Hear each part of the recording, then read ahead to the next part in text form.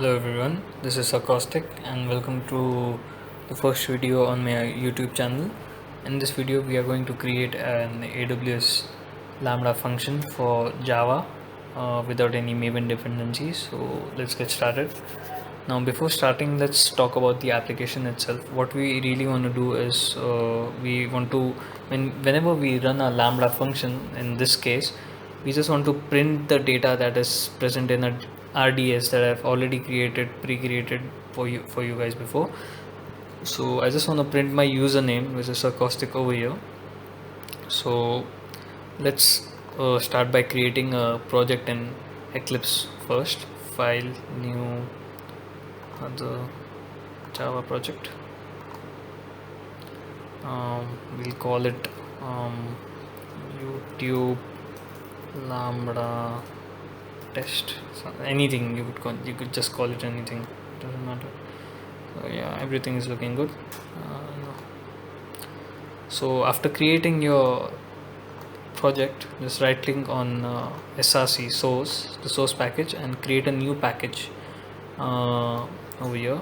You can name it anything like hey test, anything. You could just name it anything in the world that you would like, and you could just finish it. And in this source package, create a new class Java Lambda function, and yeah, that's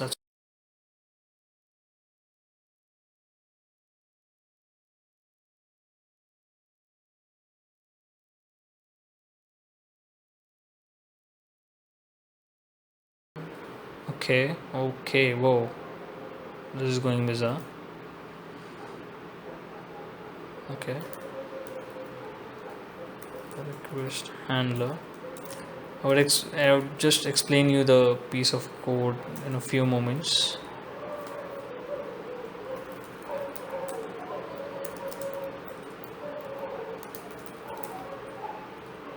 That's that. And just okay. So before we go on with any further programming, we need to first add in the external jars for this application, let's say. So you go over here, click on build path, configure build path, add external jars, and these two jars are required. So we'll talk about this AWS Lambda core jar in a moment. You should open them and apply and close, and you're done. Just click on after adding your jars. Okay, my Eclipse is lagging really bad. Just a second. You should import these libraries and add unimplemented methods. So just a second, I'll just explain you this piece of code in a moment.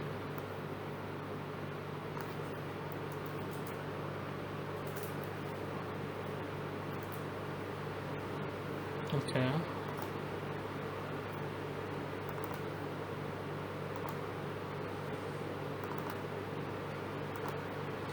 Just adding in the dependency.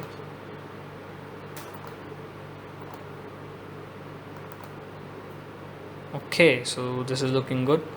So what the hell is this piece of code, and what's going on over here? So let's talk about it line by line. Now usually AWS offers an Eclipse toolkit for AWS, as you could see over here, that provides us a ton of libraries for creating applications in Eclipse with Java. But in our case, we just require the Lambda library over here. So you could get this Lambda core library from this website. You can get any jar from this website that you want. This is the jar that you need to download from this website. After getting it, just add it to the build path as I showed you guys earlier. After that, this piece of code is nothing but the JDBC part that we might be already familiar with.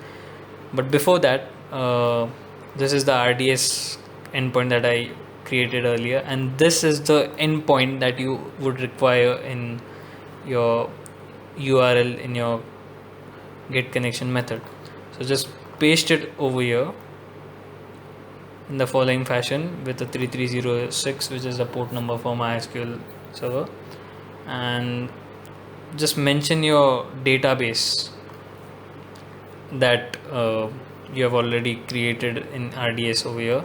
So in my case, I'm using the DB test database, and inside that I have my users table and I have my information stored over there, my username.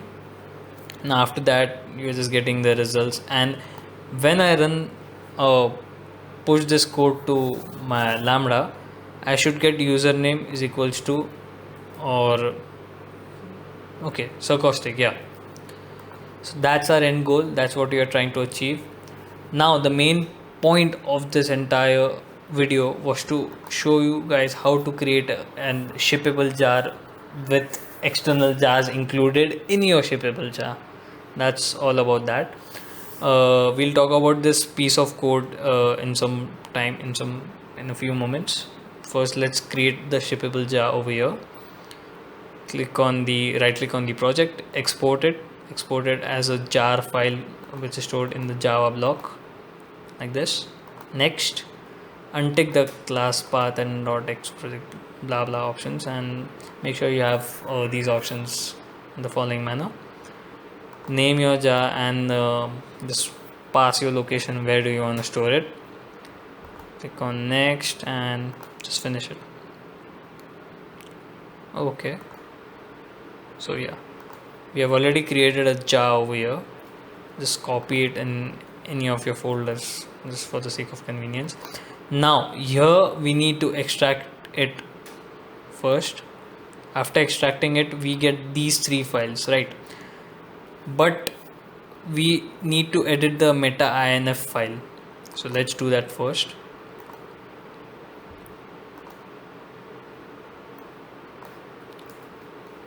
Don't worry, I'll explain it to you in a moment. So what the hell did I just did? So the meta manifest file is nothing but a way of saying Lambda that, hey, I have some external jar dependencies, so please look for them in this lib folder. So these are my jars and this is the lib folder that Lambda would look for. But in our case, we don't have a lib folder, so we would just go on and create it over here. Lib, and in this lib folder you just need to copy your jars. That's it.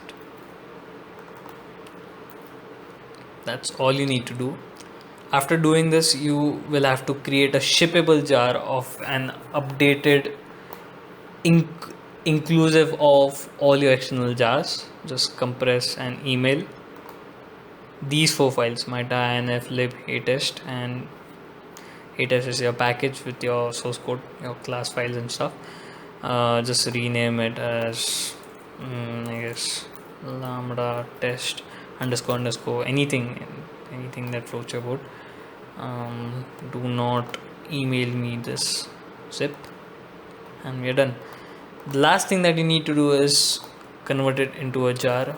Why do you ask? Because just do it. Yes.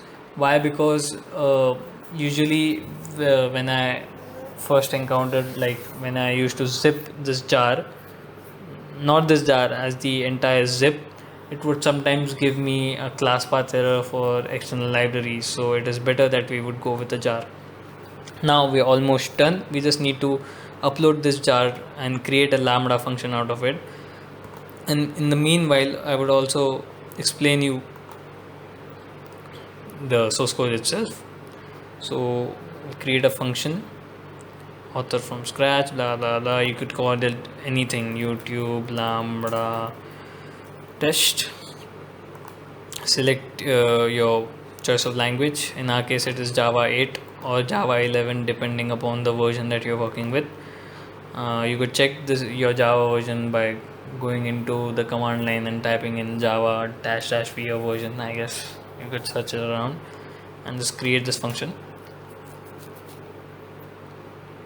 In the meanwhile, AWS is creating a AWS Lambda function. Let's just briefly discuss the piece of code. Now, the request handler and the handle request are parts of the Lambda library, which are just a way of saying that, hey, we can be ran over a Lambda function, I guess. And the handle request is nothing but the handler or the entry point for the Lambda to execute something. Now we would look into that in a moment. Now this is the Lambda function over here. You just need to upload your jar, the shippable jar, inclusive of your external jar information. So open it, and that's that. Now what the hell is this handler? As I discussed earlier, for example, consider Java. In Java, main is the entry point, or a way of telling the compiler that you need to start executing the piece of code from this point, the main method, right? In the similar fashion, handler is the main method, you could say, for the Lambda. So how do you describe the handler? It is the package name dot the class name colon the handler name. That's it. This is your entry point for the program, and whenever you upload this piece of code, whatever is present inside the handle request or the handler will be executed. So let's just save it.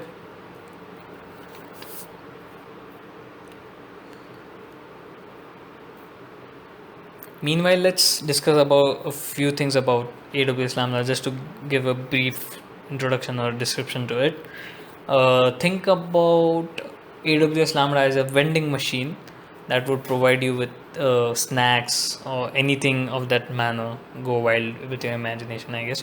And you are inserting a coin or your piece of code to the vending machine or the Lambda. The Lambda or the vending machine processes your money or your piece of code, and it provides a result in the form of snacks, or in our case, the log saying username, uh, username sarcastic. That's it. That's, oh my bad, I just opened Firefox. So okay, excuse me for that. So Lambda is nothing but a serverless technology where you don't need to think about the underlying architecture of a server or hosting about it. Now if you need some fine grained control over your project, you could go for an EC2 service or something like that. But if you just want to execute a piece of code, that's it. If that's your requirement, Lambda is a go-to for that. So now our Lambda function has been successfully created. We just need to test it if it's working properly. For that, click on test.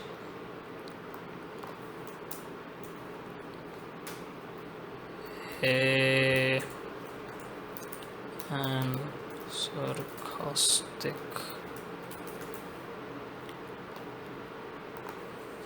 What is my event name? Event name is nothing but the test name that you would want to mention over here. So say anything, YouTube test, blah blah, anything works for you. Create. Now notice that I removed a object over there and I mentioned hello. Hey, I'm sarcastic. So the reason for that was that imagine if you want to pass in some runtime variables from the Lambda function, right? So these strings, these are the types. This is the input type, this is the output type. The output type is string, so I'm returning a string, and the input type is a string, so I mentioned hey, I am sarcastic. As you could see over there, it could be anything. It could be an integer, it could be an object, it could be anything. So yeah, that's that. And finally, the moment of truth. Let's test our method. Voila, it's working. hello from Lambda, the string that we are looking for, but our main goal was to get the username, right? So let's see if the JDBC connection was successfully done and we were able to get the data by linking the external jars to the finished jar. Oh yeah, so yeah, it's working. So congratulations, give yourself a pat on the back. We have successfully created our first Java AWS Lambda function without any Maven dependencies, and I hope I have helped you a lot. If you have any questions, please reach me in the comments below, and I'll see you guys in the next one. Cheers.